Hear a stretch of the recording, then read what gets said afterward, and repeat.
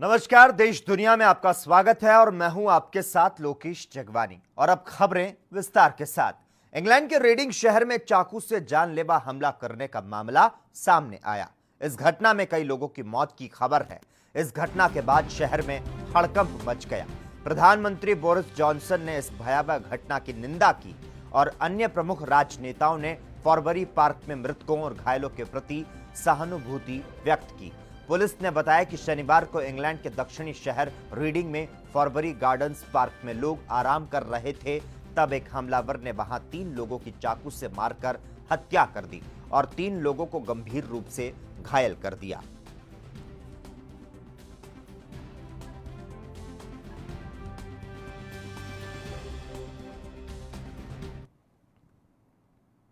भारतीय सेना के साथ गलवान घाटी में हिंसक झड़प के बाद से चीन की पूरे विश्व में किरकिरी हो रही है। लेकिन चीन एक या दो को नहीं, अपने लगभग सभी पड़ोसियों को परेशान कर रहा है। इस बीच सैन्य विशेषज्ञों ने आशंका जताई कि विस्तारवादी मानसिकता को संजोने वाला चीन अब पूर्वी चीन सागर में भी जापान के साथ द्वीपों को लेकर उलझ सकता है।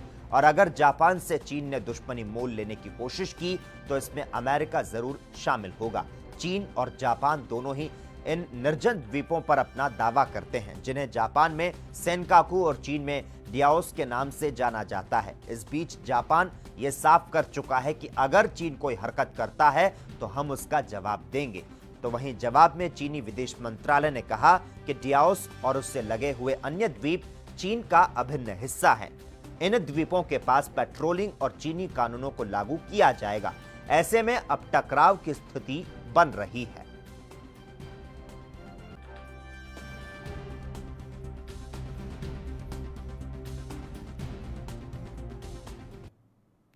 भारत और चीन के सैनिकों के बीच हुई हिंसक झड़प के बाद दोनों देशों में तनाव बढ़ गया। दरअसल दोनों देशों के रिश्तों में आई तल्खी पर अमेरिका नजर बनाए हुए है।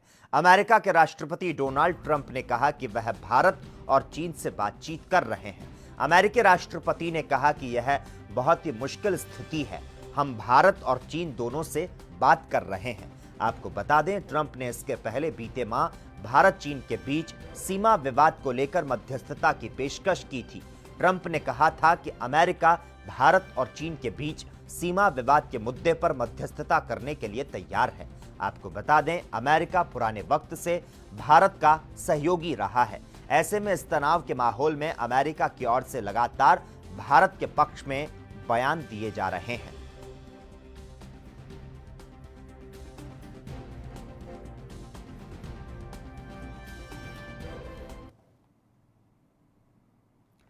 वहीं नेपाल ने भारत चीन सीमा विवाद पर एक बयान जारी किया है, जिसमें भरोसा जताया गया है कि उसके दोनों पड़ोसी मित्र भारत और चीन आपसी मतभेदों को सुलझा लेंगे। नेपाल की तरफ से कहा गया कि क्षेत्रीय और वैश्विक शांति की स्थिरता को ध्यान में रखते हुए शांति माध्यमों से दोनों देश मुद्दे को सुलझा लेंगे। नेपाल के विदेश मंत्रालय ने एक बयान में गलवान घाटी में भारतीय और चीनी सैनिकों के बीच हुई हिंसक लड़ाई का जिक्र किया। आपको बता दें, फिलहाल नेपाल के साथ भी भारत के संबंध अच्छे नहीं हैं, क्योंकि नेपाल ने एक नक्शे में भारत के 3 हिस्सों पर अपना दावा किया है, जिसका भारत विरोध कर चुका है।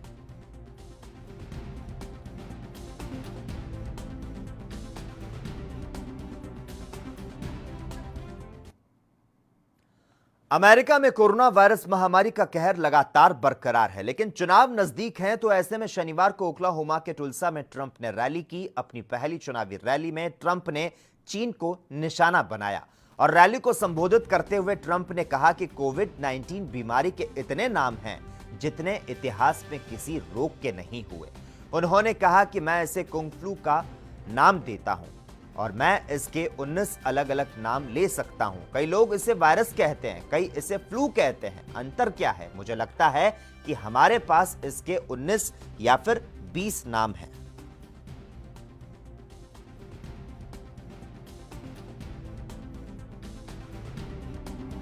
It's COVID. It's this. It's, by the way, it's a disease without question. Has more names than any disease in history. I can name Kung Flu. I can name 19 different versions of names.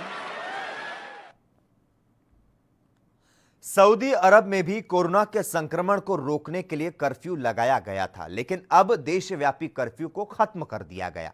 हालांकि यहां लोगों की आवाजाही को लेकर अब भी कई तरह की पाबंदियां जारी रहेगी। सऊदी अधिकारियों ने बताया कि कर्फ्यू खत्म होने से देश में आर्थिक और व्यावसायिक गतिविधियां शुरू हो जाएंगी, लेकिन अंतर्राष्ट्रीय और धार्मिक यात्रा अभी भी बंद रहेगी। सऊदी अरब प्रशासन ने इस साल जुलाई से शुरू होने वाली हज यात्रा को लेकर अभी तक कोई ऐलान नहीं किया है। आपको बता दें, पहले खबर आई थी कि हज यात्रा को लेकर सऊदी अधिकारी बैठक कर रहे हैं और जल्द ही हज को लेकर बड़ी घोषणा हो सकती है।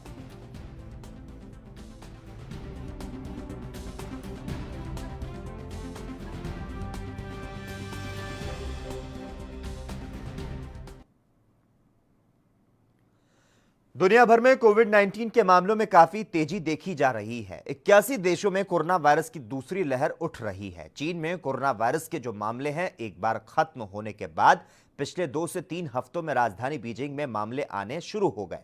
America, Pakistan, Bangladesh, Israel, Sweden, दक्षिण अफ्रीका, ब्राजील जैसे देशों में कोरोना बहुत ही जोर शोर से तबाही मचा रहा है। सिर्फ 36 देशों में कोरोना के नए मामलों में गिरावट आई है। WHO के प्रमुख टेड्रोस ने अब एक चेतावनी जारी की, जिसमें कहा गया कि दक्षिण एशिया, मध्य पूर्व और अफ्रीकी देशों में हालात अभी और भी ज्यादा खराब होंगे। टेड्रोस ने कहा कि ज्यादातर देशों में अनलॉक के कारण कोरोना का जोखिम बढ़ा है। लोग कोरोना से बचाव के नियमों में कोताही बरत रहे हैं, यहां तक कि मास्क भी ठीक से नहीं लगा रहे। इन देशों में पिछले 2 हफ्ते में संक्रमण तेज हुआ है।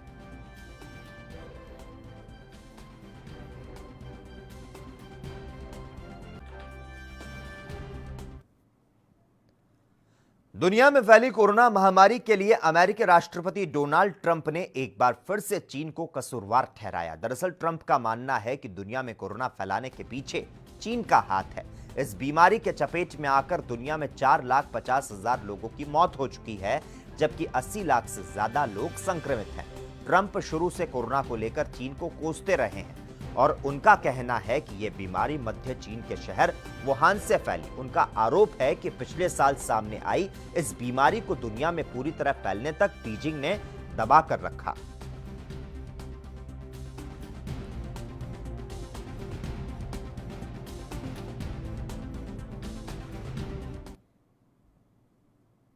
दक्षिण कश्मीर में सुरक्षा बलों ने रविवार को 2 अलग अलग एनकाउंटर में 4 आतंकियों को मार गिराया। सबसे पहले सुरक्षा बलों ने शोपियां जिले में एक आतंकवादी को मार गिराया और इसके बाद श्रीनगर के आजादी बल में सर्च ऑपरेशन के दौरान हुई मुठभेड़ में 3 आतंकियों को सुरक्षा बलों ने मार गिराया।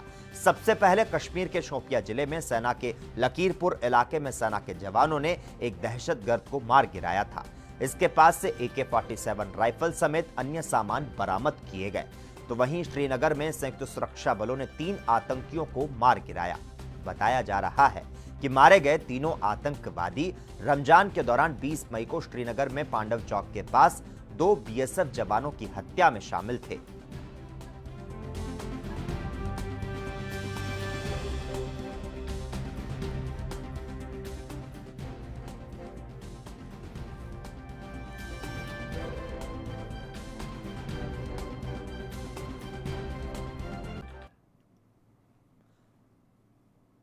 कांग्रेस नेता राहुल गांधी ने एक बार फिर से प्रधानमंत्री नरेंद्र मोदी पर निशाना साधा है। गलवान संकट को लेकर राहुल गांधी ने प्रधानमंत्री मोदी पर निशाना साधते हुए कहा कि नरेंद्र मोदी वास्तव में सरेंडर मोदी हैं।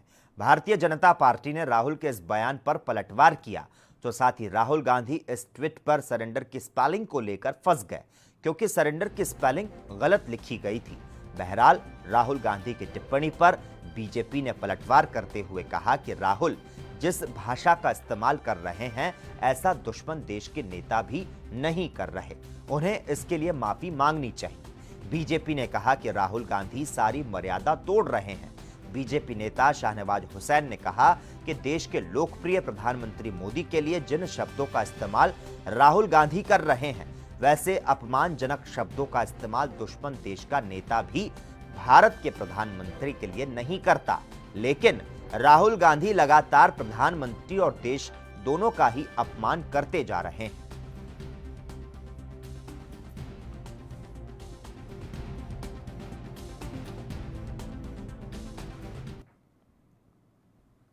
वहीं आप सांसद संजय सिंह ने कोरोना को लेकर कहा कि कोरोना महामारी जल्द खत्म होने वाली नहीं है, ये आगे और भी ज्यादा बढ़ेगी। तो साथ ही उन्होंने कहा कि लॉकडाउन को हमेशा के लिए नहीं किया जा सकता, कोरोना से बचने के लिए नियमों का पालन करना जरूरी है। और उन्होंने क्या कुछ कहा, आइए सुनते हैं। केसेस आने वाले दिनों में बढ़ेंगे, ये सच्चाई हम लोगों को स्वीकार करके आगे बढ़ना होगा।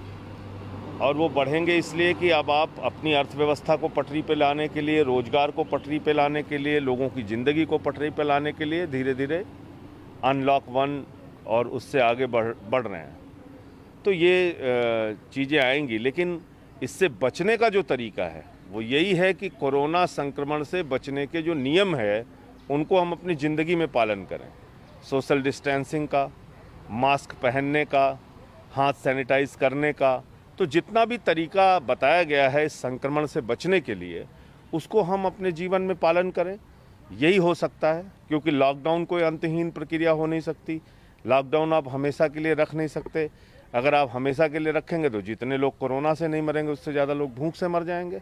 और हमने वो तमाम हृदय विदारक दृश्य देखे हैं जब अभी प्रवासी मजदूर अपने अपने इलाकों से निकल के हज़ारों किलोमीटर दूर पैदल जाने के लिए तैयार हो गए थे। तो मुझे लगता है कि ये वक्त है कि जब हमको इस खतरे को, इस महासंकट को स्वीकार करते हुए इससे कैसे बचना है उसके तरीके को अपनी जिंदगी में लाना होगा। भारत चीन के बीच गलवान घाटी को लेकर तनाव चरम पर है। भारत सरकार चीनी उपकरणों को प्रतिबंधित करने की तैयारी में है और इस बीच सड़क परिवहन और राजमार्ग राज्य मंत्री और जनरल वीके सिंह ने कहा कि युद्ध एक अंतिम विकल्प है। उन्होंने कहा कि चीन की धोखेबाजी ने दोनों देशों के बीच विश्वास में कमी पैदा कर दी। चीन को सबक सिखाने के लिए कई और रास्ते हैं, उनमें से एक चीन का आर्थिक रूप से बहिष्कार करना है। जनरल वीके सिंह ने कहा कि हमें चीन को आर्थिक रूप से चोट पहुंचानी होगी। सबसे पहले हमें चीनी सामानों का बहिष्कार करना होगा।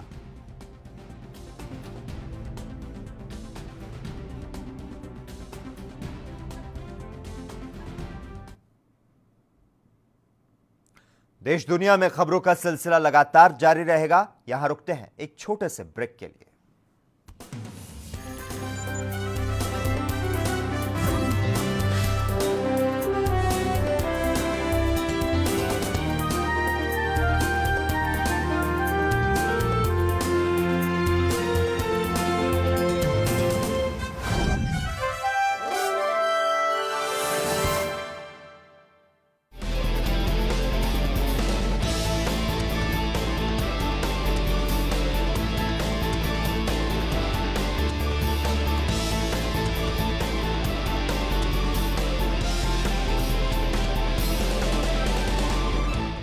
घुटना, कंधा या कमर, चाहे जैसा हो दर्द, डॉक्टर ऑर्थो आपको देता है दर्द से पूरी आजादी, एक भरपूर जिंदगी।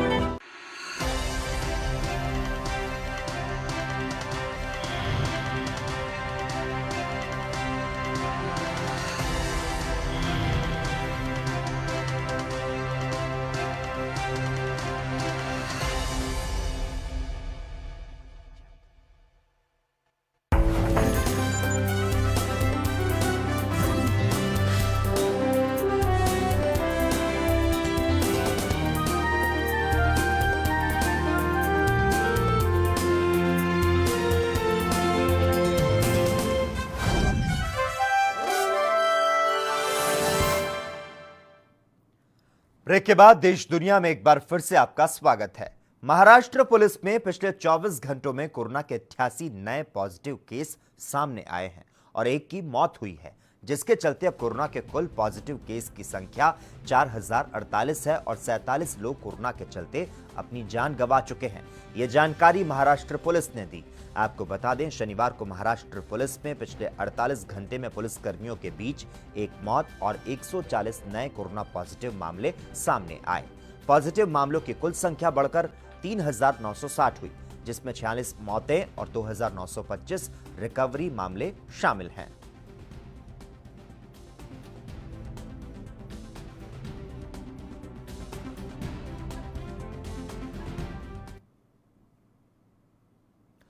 सुशांत सिंह राजपूत ने 14 जून को इस दुनिया को अलविदा कह दिया। उन्होंने अपने बांद्रा स्थित घर में फांसी लगाकर आत्महत्या कर ली। उनके जाने से फिल्म इंडस्ट्री को लेकर आम आदमी तक में दुख की घड़ी है और इस बीच उनके जाने की खबर से आहत लोक गायिका मैथिली ठाकुर ने एक बड़ा कदम उठाया है। उन्होंने अब बॉलीवुड के कवर सॉन्ग गाने से इनकार कर दिया है। मैथिली ने इस बात का खुलासा ऋषभ ठाकुर के यूट्यूब चैनल पर किया। इस चैनल पर दोनों ने मिलकर कई बॉलीवुड गानों को कवर सॉन्ग गाया और हालांकि अब उनके फैंस को ऐसे गाने सुनने को नहीं मिलेंगे। मैथिली ने 16 जून को एक वीडियो अपलोड करके इस बारे में जानकारी दी। इसके अलावा मैथिली ने हाल ही में अपने फेसबुक लाइव में भी इस बारे में बात की थी।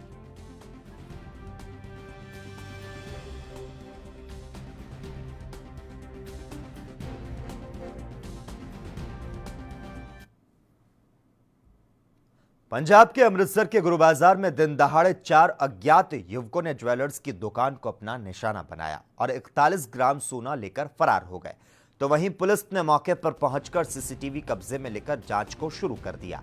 दरअसल जिले के गुरु बाजार में 4 अज्ञात युवक एक ज्वेलर्स की दुकान में घुसे और पिस्तौल की नोक पर इस घटना को अंजाम दिया और 41 ग्राम सोने को लूट कर ले गए। तो वहीं पुलिस ने मौके पर पहुंचकर सीसीटीवी कब्जे में लेकर जांच को शुरू कर दिया है।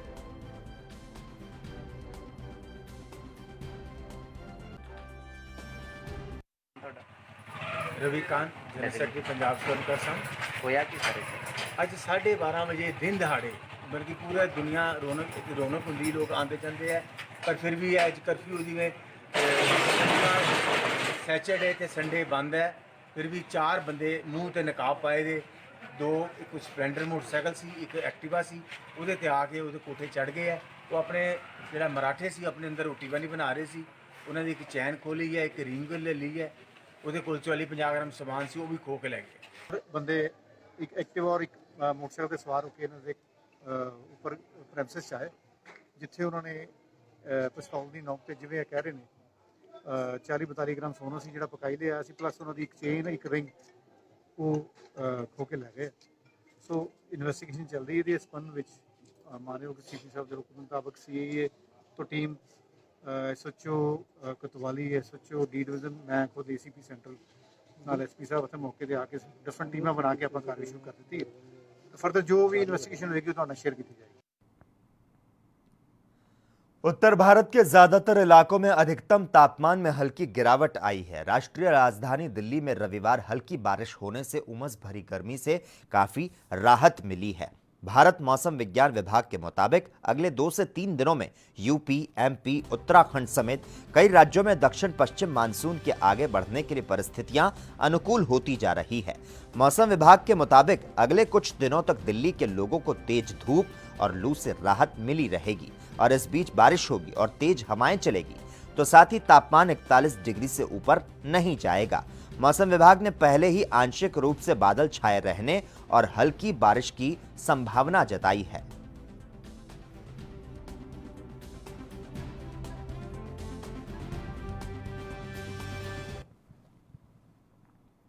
वहीं महाराष्ट्र के मुंबई और इसके उपनगरों में भारी बारिश के साथ मौसम विभाग ने बुधवार को शहर और आसपास के क्षेत्रों के लिए रेड अलर्ट जारी किया है और अधिकारियों से किसी भी स्थिति को संभालने के लिए तैयार रहने को कहा है। तो वहीं भारत के मौसम विभाग ने कहा कि मुंबई महानगर क्षेत्र में मौसम केंद्रों में से 200 मिलीमीटर से अधिक बारिश हुई। महाराष्ट्र सरकार ने मुंबई, ठाणे और कोकण क्षेत्र के सभी स्कूल और जूनियर कॉलेज में भारी बारिश के पूर्वानुमान के मद्देनजर गुरुवार को छुट्टी घोषित कर दी। इस बात की जानकारी स्कूल शिक्षा मंत्री आशीष शेलार ने बुधवार को अपने आधिकारिक ट्विटर अकाउंट पर इसकी घोषणा कर की और इस बीच जीवीके समूह संचालित मुंबई हवाई अड्डे पर उड़ान संचालन बुधवार को आंशिक रूप से बाधित हो गया क्योंकि मंगलवार से शहर में लगातार बारिश हो रही है।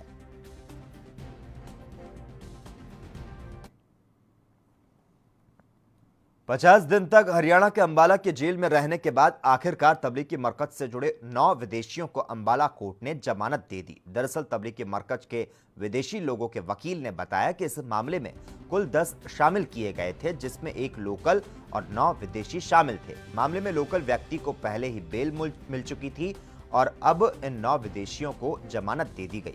वकील ने कहा कि इन लोगों के भारत छोड़ने पर फिलहाल रोक जो है वह बरकरार रहेगी और इनके दस्तावेज पुलिस के पास जमा रहेंगे। तबलीगियों के वकील ने बताया कि इन लोगों पर कई धाराओं के तहत मामला दर्ज किया गया था।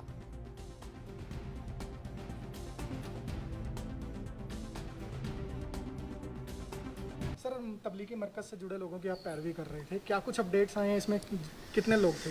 देखिए, इसमें कुल 9 लोग थे और 10वां जो एफआईआर के अंदर है वो लोकल आदमी थे। उनकी बहुत पहले बेल हो चुकी है इसके अंदर, और कल जो है इसमें 9 लोगों की और बेल हो चुकी है, जिसके आज हमें ऑर्डर मिल चुके हैं।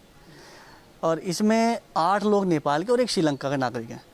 सर, आगे के क्या कुछ ऑर्डर्स हैं? ये देश छोड़कर अपने कंट्री जा सकते हैं? क्या कुछ अभी पाबंदियाँ रहेंगी? देखिए, कोर्ट ने ऑर्डर के अंदर क्लियरली मेंशन की है बात कि ये बेल बॉन्ड देने के बाद विदाउट परमिशन ऑफ कोर्ट एक तो मुल्क छोड़ के नहीं जाएंगे, दूसरी बात जो वीज़ा पासपोर्ट वगैरह हैं वो इनके जो हैं पुलिस के पास रहेंगे। बीजेपी नेत्री सोनाली फोगाट के थप्पड़ चप्पल कांड का जो विरोध है वह थमने का नाम नहीं ले रहा। आपको बता दें, चंडीगढ़ में बेनैन खाप ने सरकार को चेतावनी दी है। उन्होंने चेतावनी देते हुए कहा कि अगर सुल्तान सिंह मामले में सरकार सुल्तान सिंह पर दर्ज एफआईआर वापस नहीं लेती तो सरकार के खिलाफ नैन खाप सड़कों पर आंदोलन करेगी। सर्वजातीय नैन खाप ने सरकार को यह भी चेताया कि अगर खाप के किसी भी व्यक्ति पर सरकार ने इस प्रकरण में द्वेष भावना से एफआईआर करने की कोशिश की तो सर्वजातीय बेनैन खाप सरकार की ईंट से ईंट बजा देंगे।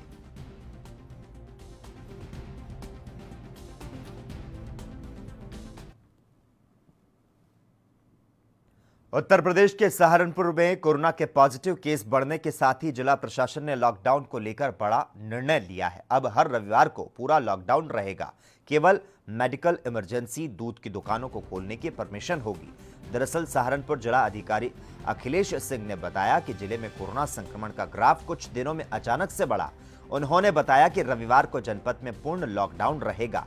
जिन्हें बहुत ही जरूरी होगा उनके लिए पास की व्यवस्था की जाएगी। उन्होंने ये भी बताया कि रविवार को पूर्ण लॉकडाउन के दौरान केवल दूध, इमरजेंसी सेवा, इमरजेंसी अस्पताल की जो सेवाएं हैं केवल उन्हें खोलने की परमिशन होगी।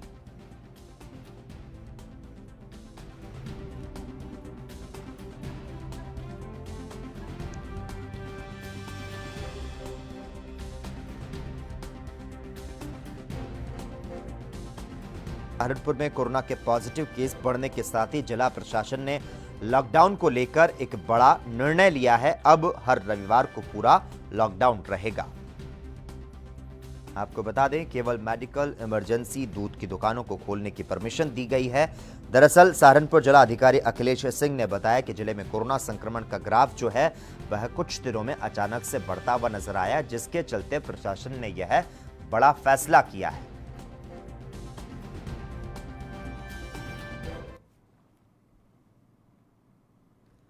बरेली के आमला सर्किल में 15 दिन के अंदर बच्ची की हत्या की तीसरी वारदात सामने आई। यहां शादी में गई बच्ची की रेप के बाद निर्मम हत्या कर दी गई। दिल्ली में हुए निर्भया कांड की यादें बरेली में ताजा हो गई। सनसनीखेज वारदात ने एक बार फिर से उस घटना को भी ताजा कर दिया, जहां एक दरिंदे ने 8 साल की मासूम बच्ची को अपनी हवस का शिकार बनाया और फिर उसकी बेरहमी के साथ हत्या कर दी। उसका शव बाग में नग्न अवस्था में खून से लथपथ हालात में मिला। बच्ची के दादा का आरोप है कि उसके रेप के बाद हत्या की गई। बाग में उसका शव नग्न अवस्था में खून से लथपथ हालात में मिला है।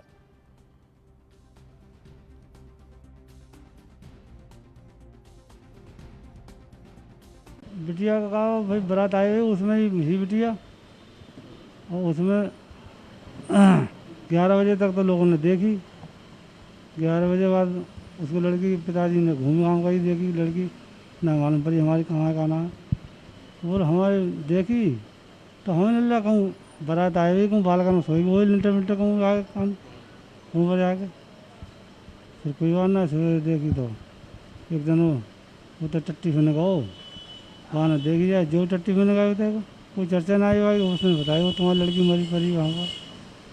क्या हुआ आज सुबह कहाँ मिली? करीब 300 किलोमीटर अलग गांव से अलग मिली थी। लेफ्ट खड़ी अलग। ये अलीगंज में एक गांव में बारात आई थी। ये बच्ची 11 बजे तक बारात में देखी गई। ये बच्चे की डेड बॉडी मिली है, इसी के परिवार में शादी थी, उसी में सम्मिलित हो रही थी। इसके परिवार वालों ने कहा 11 बजे करीब कि तुम घर जाकर सो जाओ, तो उसके बाद से लापता हो गई बच्ची। घर वालों ने सोचा कि कहीं इधर उधर सो गई होगी परिवार में ही। सुबह 5:30 बजे एक व्यक्ति ने आकर बताया कि गांव के बाहर खेत में इसकी डेड बॉडी पड़ी है। तो डेड बॉडी को देखने से लग रहा है कि इसके साथ दुष्कर्म किया गया है और फिर इसकी हत्या कर दी गई है। मुकदमा लिख लिया गया है और जल्द ही अभियुक्त को गिरफ्तार किया जाएगा। सर, बच्ची की डेड बॉडी किस जगह मिली और किस अवस्था में मिली है? जैसे मैंने बताया, गांव के बाहर मिली और देखने से ऐसा लग रहा है जैसे इसके साथ दुष्कर्म किया। और इसी के साथ ही देश दुनिया में इतना ही, लेकिन तमाम अहम खबरों के लिए लगातार आप देखते रहिए ANB न्यूज़।